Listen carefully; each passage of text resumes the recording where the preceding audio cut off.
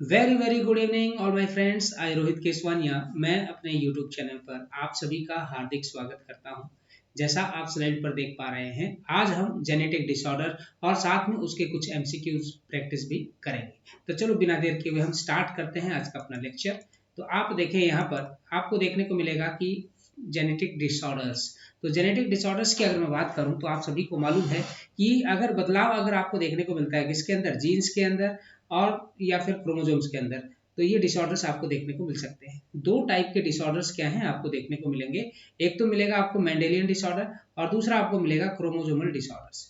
और Mendelian disorder की अगर मैं बात करता हूं तो यहाँ पर आप देखें तो it is caused by alteration या फिर mutation in the single gene. मतलब या तो यहाँ पर म्यूटेशन आपको देखने को मिलेगी या फिर क्या होगा, जीन यहाँ पर एक एक्स्ट्रा क्या है ऐड हो जाता है, जिसकी वजह से आपको क्या है ये चीजें देखने को मिलेंगी। जैसे एग्जाम्पल की अगर मैं बात करता हूँ, हीमोफीलिया की हम बात करेंगे। यहाँ हम चर्चा करेंगे हीमोफीलिया की। एक मिनट, हम हीमोफीलिया की बात करेंगे यहाँ पर। इसके बाद हम बात करेंगे कलर ब्लाइंडनेस की, फिर सिकल सेल एनीमिया की हम यहाँ बात करेंगे, phenylketonuria, thalassaemia, cystic fibrosis. ये सारे के सारे मेंडेलियन डिसऑर्डर्स कहलाते हैं। और ये क्या है, the pattern of the inheritance of Mendelian disorders can be traced in a family by a pedigree analysis. मतलब आप इनको क्या कर सकते हैं, ट्रेस कर सकते हैं। जैसा आपने पिछले लेक्चर में आपने देखा होगा जिसमें हमने आपको पेडिग्री एनालिसिस से रिलेटेड क्वेश्चंस भी दिए थे और क्वेश्चन की प्रैक्टिस भी कराई थी। तो आपको ये बताता हुआ चलूं, ये जितने भी जो आपको डिसऑर्डर्स देखने को मिल रहे हैं, हीमोफीलिया है, कलर ब्लाइंडनेस है, सिकल सेल एनीमिया है, फिनाइल कीटोन यूरिया है, थैलेसीमिया और सिस्टिक फिब्रोसिस, इन सभी के हम क्या बना सकते हैं, पेडिग्री चार्ट बना सकते हैं। तो जो मेंडेलियन डिसऑर्डर्स हैं वो कैसे होते हैं, या तो डोमिनेंट होंगे या फिर क्या होंगे, रिसेसिव होंगे। तो आप देखें, अगर आप यहाँ ध्यान से देखें तो ये वाली स्लाइड्स आपने ऑलरेडी पहले देखी थी पेडिग्री एनालिसिस के दौरान। तो आपने देखा था यहाँ पर जो पेडिग्री एनालिसिस जब हमने बताया आपको, तो यहाँ अंडरस्टैंड करने की क्या बात थी, ये बताने की भी कौन सा डोमिनेंट और कौन सा रिसेसिव है। मैंने आपको ये पूरा कंप्लीट चार्ट क्या है फिल करके आपको बताया था। मैंने बताया था कि अगर मान लीजिए ये देखिए, ये फर्स्ट जनरेशन आपको देखने को मिले पेरेंट्स की, इनके बीच में क्रॉस हुआ तो उनके बाद क्या है, इनके चिल्ड्रंस भी देखने को मिले, फिर ये सेकंड जनरेशन बोल देंगे, और ये कौन सी है, थर्ड जनरेशन क्या है आपको देखने को मिलेगी। तो इन थर्ड तीनों जनरेशन के अंदर आपको क्या देखने को मिल रही है कि कोई ना कोई पेरेंट्स, कोई ना कोई यहाँ पर पर्सन क्या है, अफेक्टेड है। तो इसका मतलब ये क्या होगा, डोमिनेंट होगा। और यहाँ अगर आप देखें कि पेरेंट्स जो फर्स्ट जनरेशन के जो पेरेंट्स थे उनमें कोई भी डिफेक्ट नहीं था, तो इसका मतलब जो भी बीमारी है वो बच्चों के अंदर आई और बच्चों से फिर कहाँ आ गई है, तो उनके बच्चों में आई है। तो इसका मतलब ये रिसेसिव कहलाएगा। तो ये कुछ डायरेक्ट मैंने आपको बताया था। वैसे इसको हम प्रॉपर तरीके से अगर करना चाहें तो आपको पता ही है कि ए मतलब इस तरीके से हम कर सकते हैं, ए है ना, या तो फिर आपका ये होगा कैपिटल ए स्मॉल ए और फिर या फिर स्मॉल ए। इनको रिप्रेजेंट करके क्या किया जाता है, इनको फिल किया जाता है और उसके आधार पर यह बताया जाता है कि कौन सा डोमिनेंट और कौन सा रिसेसिव है। तो पेडिग्री एनालिसिस की अगर मैं बात करूं, यहाँ पर ऑटोजोमल डोमिनेंट ट्रेट है वो क्या है, मायोटोनिक डिस्ट्रॉफी। ये याद रखना है क्योंकि ये वाला क्वेश्चन पूछा जा सकता है। और वहीं ऑटोजोमल रिसेसिव ट्रेट की अगर मैं बात करूं तो क्या कहलाएगा, सिकल सेल एनीमिया। ये दोनों के दोनों आपको क्या है, याद कर लेने हैं। नेक्स्ट स्लाइड में अगर आप देखें तो हमने यहाँ पर डिटेल में आपको यहाँ पर बताने की कोशिश की है। तो आप देखें यहाँ पर हीमोफीलिया, इसको रॉयल डिजीज कहा जाता है। रॉयल डिजीज क्यों कहा जाता है, तो आपको ये पता होना चाहिए कि जो क्वीन विक्टोरिया थी वो कैरियर थी हीमोफीलिया की, है ना, तो इसलिए इसको रॉयल डिजीज की नाम से इसको जाना जाता है। और ये कैसी है, तो आप कहेंगे it is a sex linked recessive disease कहा गया है इसको, क्योंकि यहाँ जो प्रोटीन इन्वॉल्व होते हैं ब्लड क्लॉटिंग के, वो अफेक्ट हो जाते हैं। मतलब जो ब्लड क्लॉटिंग वाले जो प्रोटीन है वो क्या है, यहाँ पर अफेक्ट हो रहे हैं। तो सिंपल भी कट अगर लग जाता है तो लगातार क्या है, ब्लीडिंग होती रहती है। तो इस बीमारी के अंदर आपको मैं बता दूं, ये जो डिजीज है इसको दो एलील क्या करते हैं, यहाँ पर कंट्रोल करते हैं। एलील मैंने आपको बताया था, different form of the gene, उसको एलील कहा जाता है। और यहाँ दो डिफरेंट, या मैं कह रहा हूँ कि दो एलील क्या करते हैं, डिजीज को कंट्रोल करने का काम करते हैं, capital H and small H. Capital H है तो ये नॉर्मल एलील कहलाएगा, स्मॉल एच है ये रिस्पॉन्सिबल है किसके लिए, हीमोफीलिया के लिए। तो यहाँ ध्यान देंगे तो ये आपको, जैसे अगर हम कहें कि एलील बना रखे हैं यहाँ पर, तो एक्स एच एक्स क्यों लिखा है यहाँ पर, क्योंकि एक्स लिंक्ड रिसेसिव क्या है, ये डिजीज है। तो नॉर्मल फीमेल है। और यहाँ देखिए कैपिटल एच और यहाँ स्मॉल एच है, तो हेट्रोजाइगस फीमेल है, कैरियर है। और ये क्या है, ये सन्स को क्या कर सकती है, बीमारी दे सकती है। और वहीं capital H sorry small H दिखाई दे तो हीमोफिलिक फीमेल बोलेंगे इसको, मतलब ये डिजीज है। और वहीं यहाँ पर अगर देखा जाए तो यहाँ कैपिटल एच है तो इसका मतलब क्या है, नॉर्मल मेल कहलाएगा। स्मॉल एच आ जाएगा तो हीमोफिलिक मेल क्या है, इसको कहा जाएगा। तो ये चीज भी क्या है आपको यहाँ क्लियर होनी चाहिए, ठीक है भाई। तो आप देख रहे हैं यहाँ पर, तो आपने देखा कि जो फीमेल्स हैं, इन females haemophilia is a very rare because it happens only when mother is at least carrier and father haemophilic unviable in the later stage of the life. तो आपको ये समझाने की कोशिश कर रहे हैं कि जो फीमेल है, फीमेल में हीमोफीलिया बहुत ही रेयर चांस है कि हो जाए, है ना। अगर मान लीजिए कब, अगर माता जी उसकी क्या है, कैरियर हैं, और पापा क्या है, हीमोफिलिक हैं, तो कंडीशन ये है कि जो फीमेल है वो हीमोफिलिक क्या है, वहां पर बनने के चांसेस ज्यादा रहते हैं। क्वीन विक्टोरिया की अगर मैं बात करूं, यहाँ क्वीन विक्टोरिया वो क्या थी, कैरियर थी हीमोफीलिया की। तो इसकी जो फैमिली का जो पेडिग्री चार्ट बनाया गया तो उसमें बहुत सारे हीमोफिलिक डिसेंडेंट्स मतलब बच्चों को देखा गया, उनके ज्यादातर बच्चे क्या निकले, तो हम कहेंगे हीमोफिलिक निकले थे। कुछ इस तरीके से ये आप क्रॉस करके भी यहाँ पर देख सकते हैं। एक्स लिंक्ड रिसेसिव इनहेरिटेंस इसको कहा गया है। जैसे मान लीजिए क्वीन विक्टोरिया है, कैरियर मदर है और अनअफेक्टेड फादर है, तो चांसेस क्या हुए, तो आप देखेंगे सन क्या था, यहाँ पर अफेक्टेड आपको देखने को मिल रहा है। और वहीं डॉटर क्या है, कैरियर, मतलब अफेक्टेड नहीं है लेकिन क्या है, कैरियर, किसके लिए, हीमोफीलिया के लिए। और यहाँ पर नॉर्मल में फीमेल और नॉर्मल सन, मतलब ये भी क्या है आपको देखने को मिलता है। दूसरा, अगर मान लीजिए मदर क्या है, अनअफेक्टेड है और फादर क्या है, अफेक्टेड है, मतलब फादर को क्या हो रखा है, यहाँ पर बीमारी हो रखी है, कौन सी, हीमोफीलिया की। तो इस कंडीशंस में क्या होंगे कि जो सन है वो तो नॉर्मल रहेंगे, लेकिन जितनी भी जो डॉटर्स होंगी वो सारी की सारी क्या कहलाएंगी, हीमोफिलिक कैरियर कहलाएंगी। क्या कहलाएंगी, हीमोफिलिक कैरियर। तो ये इस तरीके से क्रॉस से भी क्या है आप याद कर सकते हैं।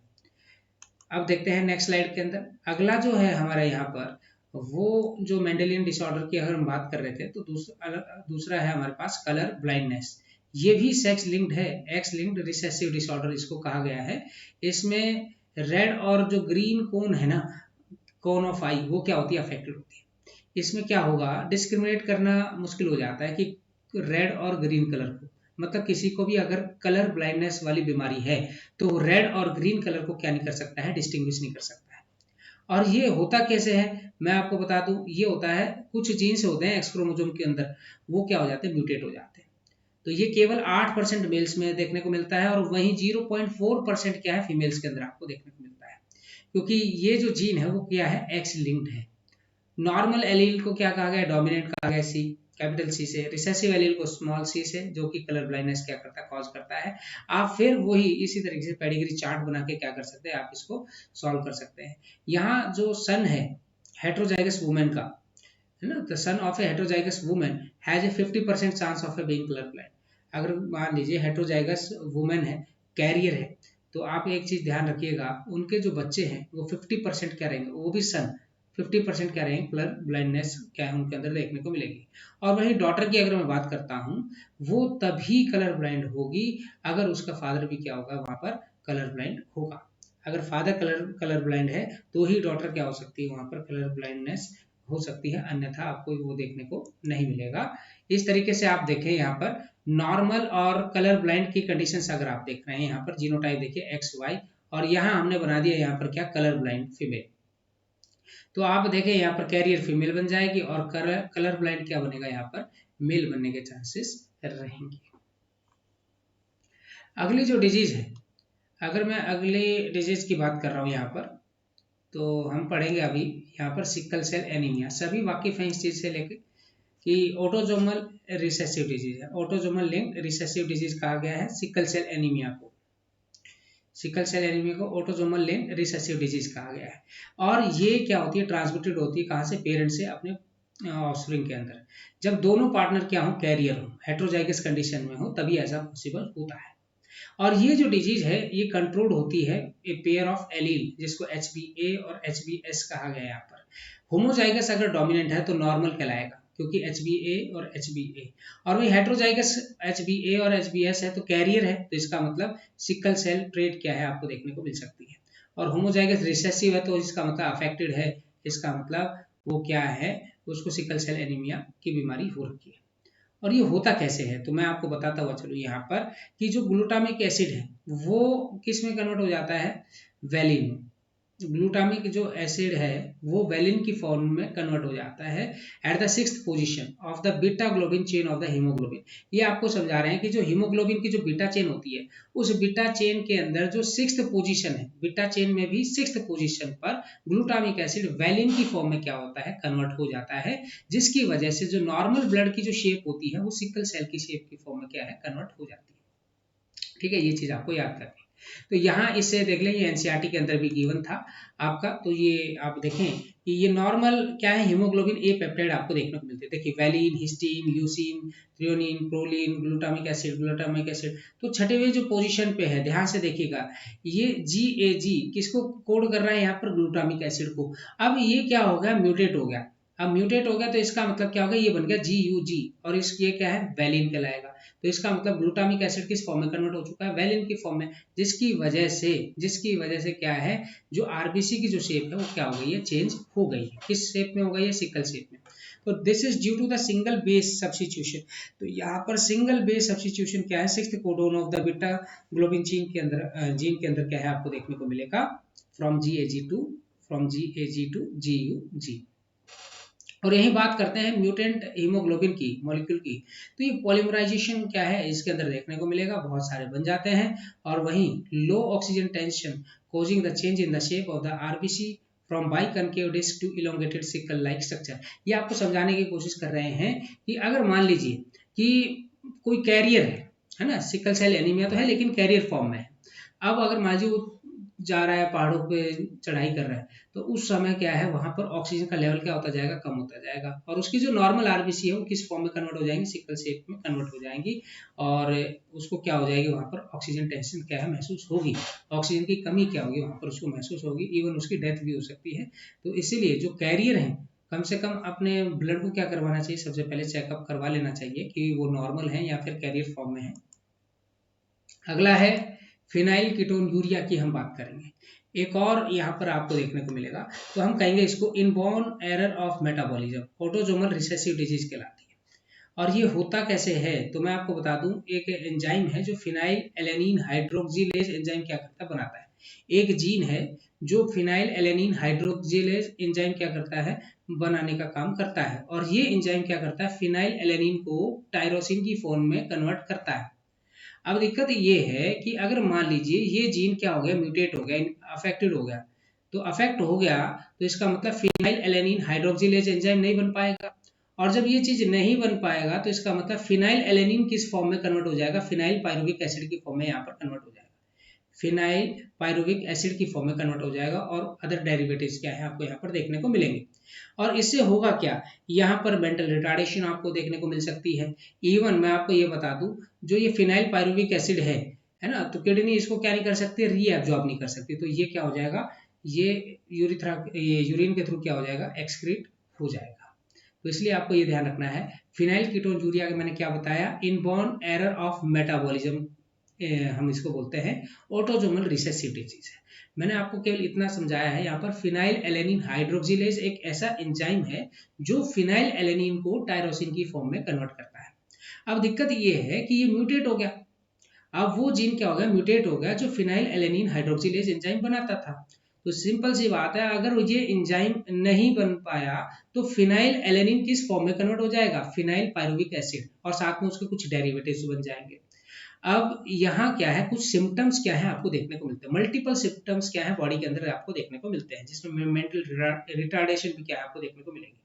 और जो हमारी किडनी है ना, वो रीएब्जॉर्ब नहीं कर सकती किसको, फिनाइल पायरुविक एसिड को, तो सिंपल सी बात है, ये क्या हो जाएगा, एक्सक्रीट हो जाएगा, और मल्टीपल इफेक्ट क्या है हमारी बॉडी के अंदर फिर हमें देखने को मिलेगा। अगला आता है यहाँ पर थैलेसीमिया के बारे में भी आपको बताया गया है। थैलेसीमिया क्या है, तो आप कहेंगे autosomal linked recessive blood disease है, और ये ट्रांसमिटेड होती है कहाँ से, unaffected carrier parents to the offspring. Unaffected जो कैरियर पेरेंट्स हैं वो उससे ऑफस्प्रिंग के अंदर क्या है, ये बीमारी फैलती है। तो ये यहाँ पर क्या होगा, या तो म्यूटेशन होगा या फिर क्या होगा, डिलीशन प्रोसेस आपको देखने को मिलता है। यहाँ एक चीज आपको मैं बता दूं, यहाँ ये चीज है कि या तो अल्फा और बीटा जो ग्लोबिन चेन है ना, अल्फा और बीटा ग्लोबिन चेन जो कि हीमोग्लोबिन के अंदर पाई जाती है, ठीक है, उनकी सिंथेसिस क्या हो जाती है, कम हो जाती है। अगर मान लीजिए उनकी सिंथेसिस कम हो गई तो इसका मतलब वहां पर एबनॉर्मल हीमोग्लोबिन बनेगा, जो कि क्या कॉज करेगा, एनीमिया क्या करेगा, कॉज करेगा। नेक्स्ट आप देखेंगे यहाँ पर, तो नेक्स्ट आप यहाँ देख पा रहे होंगे, तो आपको दिखाई दे रहा है यहाँ पर कि जो, अगर मैं बात करता हूँ यहाँ पर, एक मिनट रुकिएगा। अच्छा देखिए, अगर मैं चेन की बात करता हूँ, अल्फा और बीटा चेन अगर मान लीजिए अफेक्टेड होगी तो थैलेसीमिया को दो टाइप में डिवाइड किया गया। एक तो कहा गया है अल्फा थैलेसीमिया। अल्फा थैलेसीमिया का मतलब क्या है, यहाँ पर जो प्रोडक्शन है अल्फा ग्लोबिन चेन की वो अफेक्ट हो जाती है, क्योंकि ये दो क्लोजली लिंक्ड जीन से क्या होती है, कंट्रोल होती है, HbA1 और HbA2। ये क्रोमोसोम नंबर 16 के ऊपर क्या है आपको देखने को मिलते हैं, हर दोनों पेरेंट्स के ऊपर, दोनों पेरेंट्स में आपको देखने को मिलेंगे ये। तो मैंने आपको क्या बताया, अल्फा थैलेसीमिया मतलब अल्फा जो ग्लोबिन चेन है ना ये अफेक्ट हो जाती है। तो दो जीन है HbA1 और HbA2 जो अल्फा ग्लोबिन चेन बनाने का काम करते हैं, क्रोमोसोम नंबर 16 पर पाए जाते हैं दोनों पेरेंट्स। अगर मान लीजिए यहाँ पर ये जो जीन है, म्यूटेशन और डिलीशन आपको देखने को मिल जाए एक से या फिर उससे ज्यादा जीन, तो ये बीमारी क्या है आपको देखने को मिल जाएगी। तो ज्यादा जीन अफेक्ट होंगे तो इसका मतलब क्या है, less alpha globin molecule produce होगा, और जब लेस होगा तो इसका मतलब क्या है, अल्फा थैलेसीमिया उसको कहा जाएगा। और वही मैं अगर बात करता हूँ किसकी, बीटा थैलेसीमिया की, तो यहाँ जो प्रोडक्शन है बीटा ग्लोबिन चेन की वो अफेक्ट होती है। और यहाँ कौन करता है, तो सिंगल जीन जिसका नाम है HBB, है ना, ये क्रोमोसोम नंबर 11 पे पाया जाता है दोनों पेरेंट्स पर। और ये भी आपको मैं बता दूं कि अगर मान लीजिए कि ये जो जीन है कंट्रोल अगर नहीं कर पाया, है ना, कंट्रोल नहीं कर पाया या मान लीजिए अफेक्ट हो गया या फिर म्यूटेशन हो गया इसके अंदर, तो बीटा ग्लोबिन चेन की फॉर्मेशन नहीं हो पाएगी। और जब बीटा ग्लोबिन चेन की फॉर्मेशन नहीं होगी तो उस कंडीशन में हम उस बीमारी को क्या कहेंगे, बीटा थैलेसीमिया कहेंगे। तो म्यूटेशन ऑफ वन और both the gene causes the disease.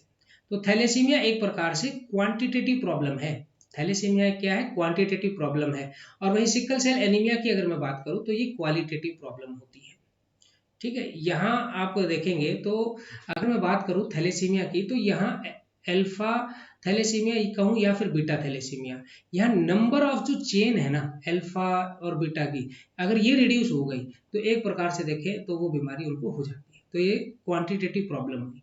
और वही सिकल सेल एनीमिया की बात करें तो वहां पे क्या होता है कि प्रॉपर तरीके से जो शेप है वो चेंज हो जाती है, और जब स्ट्रक्चर ही चेंज हो जाता है तो उस कंडीशंस में sickle cell anaemia qualitative problem क्या है, कहलाती है। अब बारी आती है यहाँ पर नेक्स्ट हमारा जो डिसऑर्डर है वो है क्रोमोजोमल डिसऑर्डर।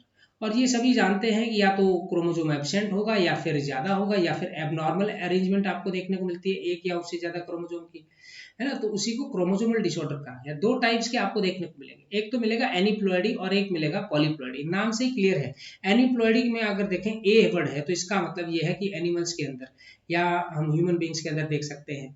और पॉलीप्लॉइडी में मतलब पी मतलब प्लांट्स, तो प्लांट्स के अंदर पॉलीप्लॉइडी क्या है आपको देखने को मिल जाती है। तो एनीप्लॉइडी का मतलब है यहाँ पर गेन या फिर लॉस होना क्रोमोजोम का, और वो भी failure of segregation of chromatids during the cell division. आप सभी को पता है कि क्रोमैटिड्स कब सेग्रीगेट होते हैं, और उस कंडीशन के दौरान या तो क्रोमोजोम नंबर बढ़ जाएंगे या फिर क्रोमोजोम नंबर क्या हो जाएंगे, घट जाएंगे। एनाफेज की हम बात कर रहे हैं यहाँ पे, है ना। तो उस दौरान या तो क्रोमोजोम नंबर ज्यादा होंगे या फिर क्या होंगे, कम होंगे, वो कंडीशन कहलाती है एनीप्लॉइडी। और वही पॉलीप्लॉइडी की बात करें तो इसको यूप्लॉइडी भी कहा जाता है। और यहाँ पर क्या है कि इंक्रीज हो जाता है, होल सेट ऑफ क्रोमोसोम्स क्या है आपको यहाँ पर ज्यादा देखने को मिलेंगे, क्योंकि यहाँ पर साइटोकाइनेसिस क्या हो जाती है, फेलियर हो जाती है। वो भी टीलोफेज के बाद जो साइटोकाइनेसिस है वो प्रॉपर तरीके से नहीं हो पाती, जिस कंडीशंस में आपको पॉलीप्लॉइडी क्या है देखने को मिलती है। बहुत कम देखने को मिलती है ह्यूमंस के अंदर, लेकिन ज्यादातर आपको किसमें देखने को मिलती है, प्लांट्स के अंदर ही क्या है आपको ये बीमारी देखने को मिलती है। तो चलिए एक एक करके यहाँ पर हम क्रोमोजोमल डिसऑर्डर्स की हम बात कर लेते हैं। तीन आपको यहाँ पर बताए गए हैं एनसीईआरटी के अकॉर्डिंग, मैं आपको यहाँ पर बताने जा रहा हूँ। तो सबसे पहले आप देखेंगे यहाँ पर डाउन सिंड्रोम। अगर आप डाउन सिंड्रोम की अगर बात करें तो यहाँ पर एक एडिशनल कॉपी क्या है क्रोमोजोम नंबर की क्या है ऐड हो जाती है। जैसे कि 21 जो क्रोमोजोम नंबर है वहां पर 3 हो जाते हैं एक प्रकार से, तो ट्राइसोमी ऑफ 21 आप कह सकते हैं। जेनेटिक कॉन्स्टिट्यूशन की बात करें तो यहाँ पर 45A प्लस में XX, तो 45A का मतलब यहाँ पर क्या हुआ कि एक क्रोमोजोम क्या है यहाँ पर एक्स्ट्रा है। कौन से नंबर पे है, तो 21st क्रोमोजोम नंबर पे क्या है, एक्स्ट्रा है, ठीक है। तो इसका मतलब 47 क्रोमोजोम्स यहाँ पर आपको देखने को मिल गए, किसमें, डाउन सिंड्रोम के अंदर। अब यहाँ देखिएगा क्या क्या सिम्टम्स आपको देखने को मिलते हैं। बॉडी क्या मिलेगी, छोटी मिलेगी। उसका हेड कैसे मिलेगा, राउंड, छोटा मिलेगा, और राउंड क्या है उसका हेड देखने को मिलेगा। और फ्लैट फेस मतलब आगे से हिस्सा बिल्कुल ब्रॉड क्या है, फ्लैट फेस क्या है आपको देखने को मिलेगी। फुरोड बिग टंग, बड़ी टंग, और पार्शली क्या है, माउथ क्या रहेगा उसका, ओपन रहेगा। और वही जो फिंगर टिप्स हैं उसमें छोटी छोटी लूप्स, बहुत सारी लूप्स क्या है देखने को मिलती हैं। ब्रॉड पाम मतलब छोटे छोटे हथेलियां क्या है आपको देखने को मिलेंगी। रिटार्डेड फिजिकल, साइकोमोटर और मेंटल डेवलपमेंट, ये प्रॉब्लम भी रहेगी। और कॉन्जिनाइटल हार्ट डिजीज मतलब लंबे समय तक हार्ट की बीमारी भी क्या है उसको देखने को मिलेगी। तो कुछ तरीके से ये आपको याद करना, मैंने क्या बताया। डाउन सिंड्रोम क्या है, यहाँ पे क्रोमोजोम नंबर जो 21 है वो उसमें एक एडिशनल कॉपी क्या है क्रोमोजोम की ऐड, तो उस कंडीशंस को डाउन सिंड्रोम कहा जाता है। इसमें बहुत सारे क्या है आपको फीचर्स देखने को मिलेंगे। शॉर्ट स्टैचर्ड है, स्मॉल राउंड हेड है, ब्रॉड फ्लैट फेस, फुल और big tongue, partially open mouth, many loops on finger tips, broad palm, है ना, retarded physical, psychomotor, mental development और कॉन्जिनाइटल हार्ट डिजीज, ये आपको याद रखने पड़ेंगे। ये यहाँ पे इस तरीके से देखें, ये एनसीईआरटी के अंदर डायग्राम दिखा रखा है और आप यहाँ देख सकते हैं क्रोमोजोम नंबर जो 21 है, क्रोमोजोम नंबर 21 यहाँ आप देखेंगे ट्राइजोमी की फॉर्म में आपको। अच्छा ये दिखाई नहीं दे रहा होगा तो एक मिनट रुकिएगा, कलर चेंज करता हूँ मैं, अब देखेंगे आप, है ना। तो ये जो है ये वाला जो पार्ट आपको जो नजर आ रहा है ये ट्राइजोमी आपको क्या है नजर आ रहा है। तो ये आपको याद रखना पड़ेगा। तो यहाँ इस पिक्चर में आप देख पा रहे हैं flat back of head, many loops of finger tips, छोटी छोटी फिंगर लूप्स आपको देखने को मिलती है, पाम बहुत छोटे छोटे देखने को मिलेंगे, फ्लैट फेस देखने को मिलेगा, बिग और रिंकल टंग, और यहाँ पर ये जो हार्ट जो डिजीज है कॉन्जिनाइटल, ये भी आपको क्या है देखने को मिलेंगे। अब बारी आती है नेक्स्ट बीमारी की। अब वो देखते हैं हम यहाँ पर किसकी, तो चर्चा करेंगे हम क्लिनफिल्टर सिंड्रोम की। तो क्लिनफिल्टर सिंड्रोम किसको कहा गया है ना। इसका मतलब यह क्या है कि यहाँ पर एडिशनल कॉपी आ जाती है एक्स क्रोमोजोम की मेल्स के अंदर ही एक्स क्रोमोजोम अगर एक्स्ट्रा आ जाए तो उसी को क्लिनफिल्टर सिंड्रोम कहा गया है, ट्राइसोमी। तो जेनेटिक कॉन्स्टिट्यूशन देखें तो 44 ऑटोजोम्स है, और यहाँ देखिएगा सेक्स क्रोमोजोम में क्या हो गया, एक एक्स क्रोमोजोम क्या हो गया यहाँ पर एक्स्ट्रा आ गया। तो ओवरऑल देखा जाए तो मस्कुलाइन डेवलपमेंट तो है, लेकिन फेमिनाइन डेवलपमेंट भी क्या है आपको यहाँ देखने को मिलते हैं। जैसे ब्रेस्ट की डेवलपमेंट जिसको हम गायनेकोमेस्टिया कहा कहते हैं, क्या बोलते हैं, गायनेकोमेस्टिया। और ये कैसे होते हैं, स्टीराइल होते हैं, मतलब ना ही कोई स्पर्म की प्रोडक्शन प्रॉपर तरीके से होती है क्योंकि स्पर्म मैच्योर ही नहीं होते। और मेंटली कैसे होते हैं, ये रिटार्डेड होते हैं। तो ये चीजें क्या है आपको क्लियर ये याद रखनी है। गायनेकोमेस्टिया बोलते हैं जिसके अंदर फीमेल के कैरेक्टर्स क्या है आपको देखने को मिल जाए, एक्स्ट्रा कॉपी आपको देखने को मिलती है सेक्स क्रोमोसोम की। अब नेक्स्ट आता है आपका यहाँ पर लास्ट टॉपिक है हमारे यहाँ पर टर्नर सिंड्रोम, फिर उसके बाद हम एमसीक्यू प्रैक्टिस करेंगे। तो टर्नर सिंड्रोम की अगर मैं बात करूँ यहाँ, तो ये क्या होता है, एक एक्स क्रोमोसोम क्या होता है फीमेल के अंदर एब्सेंट हो जाता है, एक एक्स क्रोमोसोम क्या हो जाता है यहाँ पर एब्सेंट हो जाता है। तो जेनेटिक कॉन्स्टिट्यूशन देखेंगे तो 44A और प्लस में X0, इसका मतलब 45 क्रोमोसोम्स आपको देखने को मिलते हैं। तो फीमेल तो है लेकिन स्टीराइल है, और ओवरी कैसी रूडिमेंट्री आपको देखने को मिलती है। यहाँ सेकेंडरी सेक्सुअल कैरेक्टर क्या होते हैं, बहुत ही कम देखने को मिलते हैं, हाइट छोटी रहती है, और मेंटली क्या रहते हैं, ये रिटार्डेड रहते हैं। तो यहाँ तक आपको क्या करना है, याद कर लेना है ये टॉपिक, और इस प्रकार से हमारा जो ये चैप्टर है वो क्या होता है, फिनिश होता है। तो अब हम कर लेते हैं यहाँ पर क्वेश्चन प्रैक्टिस, और आज हम कम से कम 22 के आसपास क्या है क्वेश्चंस करेंगे, और होपफुली आप लोगों को ये सेशन अच्छा भी लगा होगा। अगर जैसा भी लगा हो तो आप कमेंट बॉक्स में ज़रूर लिखा करें, ताकि उससे मोटिवेशन मिलता है, और अगेन नई नई वीडियो बनाने का क्या है हमें सौभाग्य आपको मतलब हमें सौभाग्य मिलेगा, ताकि आपको ये सारी चीज़ें क्या है, सारे टॉपिक्स क्या है आपको अच्छे तरीके से कवर कराए जाए। तो चलिए पहला क्वेश्चन देखते हैं, आपकी स्क्रीन के ऊपर है 29 नंबर। क्वेश्चन नंबर 29 को ध्यान से पढ़िएगा और जवाब दीजिएगा। क्वेश्चन है which of the following is a Mendelian disorder. आपको बताना है इनमें से कौन सा मेंडेलियन डिसऑर्डर है, cystic fibrosis, sickle cell anaemia, और हीमोफीलिया, या फिर ऑल ऑफ दीस। तो याद रखिएगा सारे के सारे क्या है मेंडेलियन डिसऑर्डर है, ये आपको क्लियर कर लेना। नेक्स्ट है question number 30, which of the following is A sex linked recessive disorder. आपको बताना है सेक्स लिंक्ड है और रिसेसिव डिसऑर्डर आपको देखने को मिलेगा, down syndrome, colour blindness, Klinefelter syndrome, या फिर आप कह सकते हैं यहाँ पर टर्नर सिंड्रोम। तो क्वेश्चन नंबर 30 का आंसर क्या हो जाएगा यहाँ पर, colour blindness, sex linked recessive क्या है डिसऑर्डर आपको देखने को मिलता है।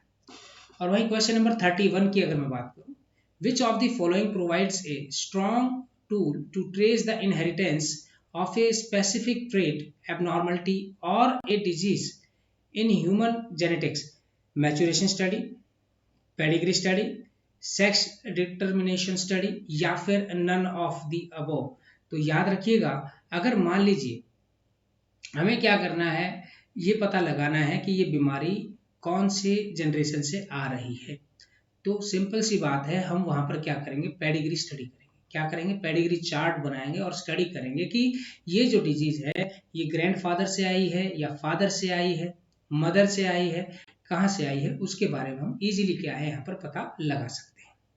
अब देखेंगे क्वेश्चन नंबर यहाँ पर 32, एक मिनट रुकिएगा।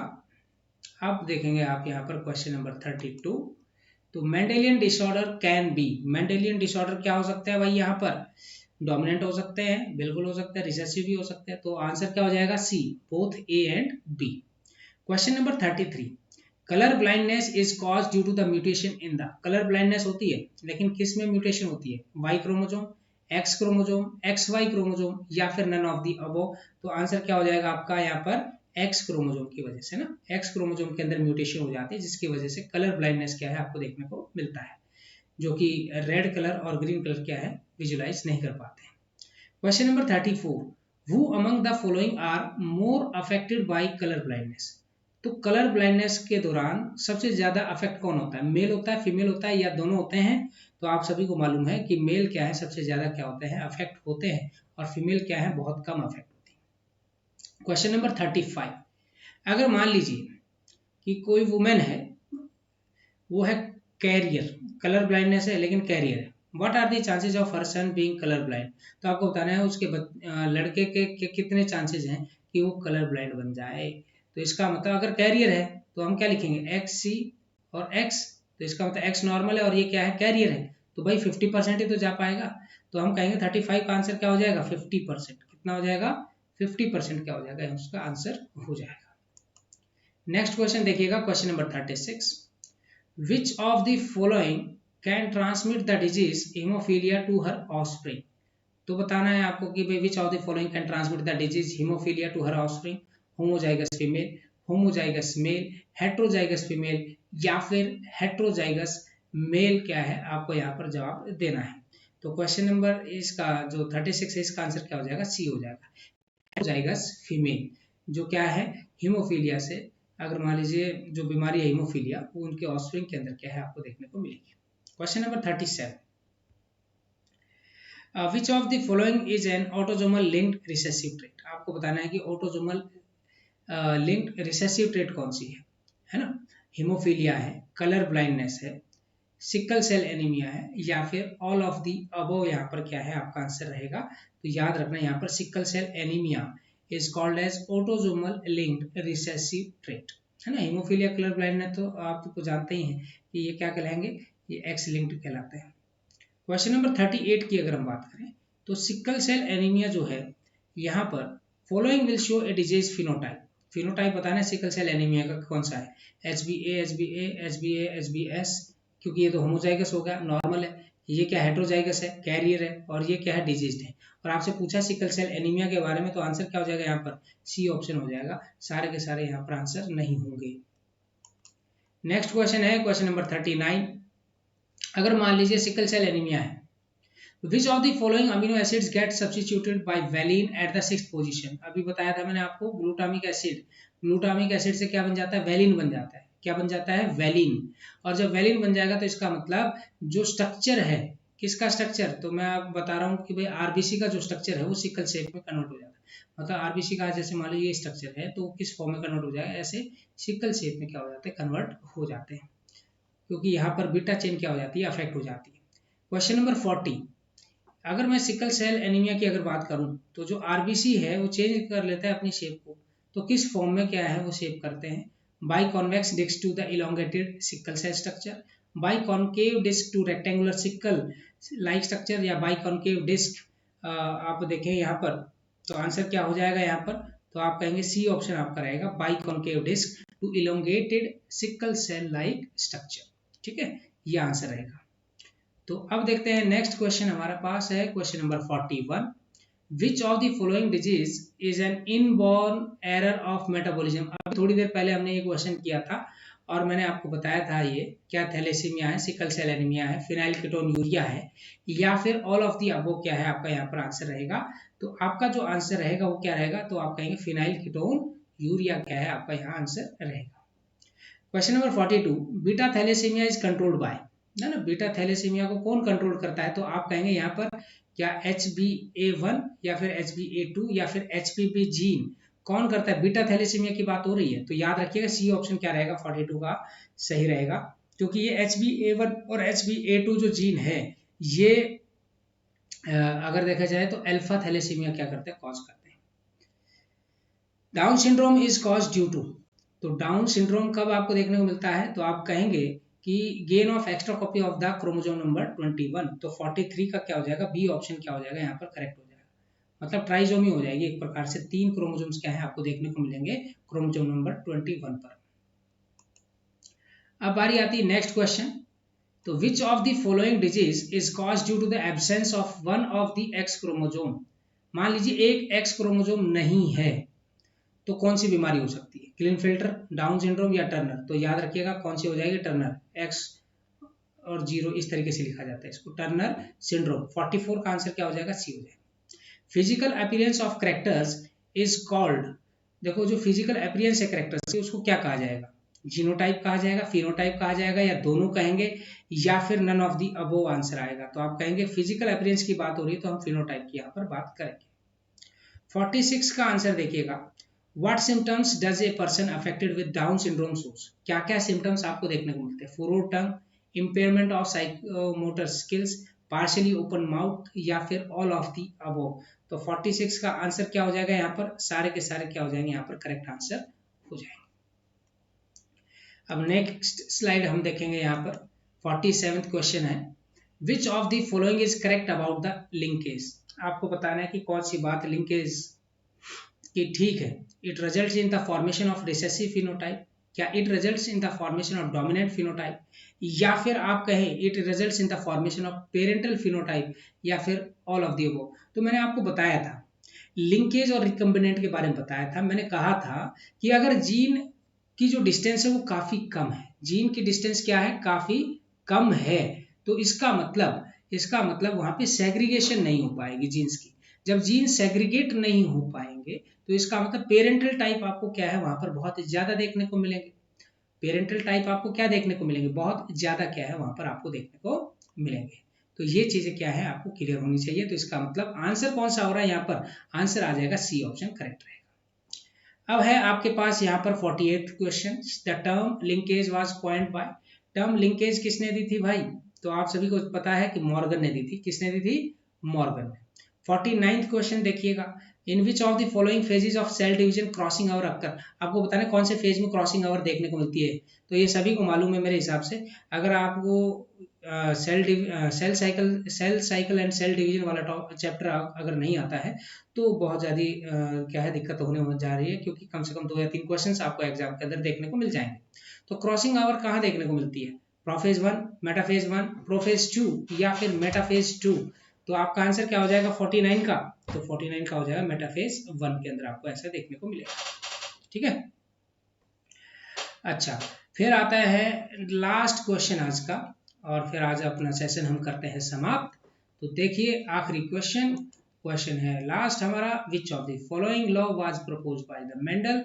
मेंडल ने कौन से नियम दिए थे, क्या law of dominance, law of segregation, law of independent assortment. तो आंसर क्या आ जाएगा आपका यहाँ पर, ऑल ऑफ दी अबव। तो मैंने बहुत सारी बुक वैसे पढ़ी है, लेकिन उसमें क्या है कि ये कहा जाता है कि मेंडल ने तो लॉ नहीं बनाए थे, मेंडल ने लॉ नहीं बनाए थे, लेकिन उन्होंने काम किया था। लॉ बनाने का जो काम था, जब इनकी जो काम को रीडिस्कवर किया गया, वो जो 3 साइंटिस्ट थे ना, टैचमार्क और उन्होंने, तो इसका मतलब जब उन्होंने इसको रीडिस्कवर किया तब ये लॉ ऑफ डोमिनेंस, सेग्रीगेशन और इंडिपेंडेंट असॉर्टमेंट किया है। देखिए बाकी आपकी क्या राय है आप बताइएगा, मुझे कमेंट बॉक्स पे जरूर लिखिएगा। ये सेशन जो आज का रहा है हमारा, मुझे पता है कि काफ़ी इंफॉर्मेटिव रहा होगा और आपको काफ़ी समझ में भी आया होगा। अगर मान लीजिए आपको कोई भी प्रॉब्लम आई हो तो आप कमेंट बॉक्स में उस चीज़ को ज़रूर लिखें। फिर मुलाकात होगी, तब तक के लिए धन्यवाद।